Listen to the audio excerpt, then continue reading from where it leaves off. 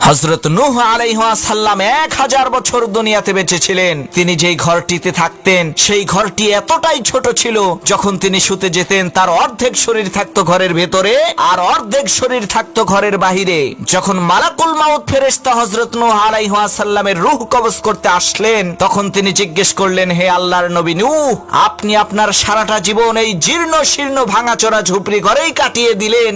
আপনি চাইলে তো উন্নত মানের বিলাসবহুল একটি ঘর তৈরি করতে পারতেন, কিন্তু কেন তা আপনি করেননি? তখন নূহ আলাইহিস সালাম বললেন, হে আল্লাহর শক্তিশালী ফেরেশতা মালাকুল মাউত, আমি আমার জীবনের শুরু লগ্ন থেকে আজ পর্যন্ত শুধুমাত্র তোমার আসার অপেক্ষার প্রহর গুনতে গুনতে আমি আমার এই 1000 বছরের ছোট্ট এই জীবনকে কাটিয়ে দিয়েছি। তখন মালাকুল মাউত বলল, হুজুর, এমন একটা জামানা আসবে যেই জামানার মানুষেরা 100 বছরের কম সময় হায়াত পাবে, কিন্তু তারা ওই বিশাল পাহাড়ের মতো আকাশচুম্বী আলিশান বাড়ি নির্মাণ করবে। তখন নূহ আলাইহিস সালাম বললেন, আহারে, আমি যদি ওই জামানায় থাকতাম তাহলে আমি আমার কপাল সেজদা থেকে কখনোই উঠাতাম না। আমার জীবনের সবটুকু সময় আমি মহান রবের কুদরতি পায়ে সেজদা দিয়েই কাটিয়ে দিতাম।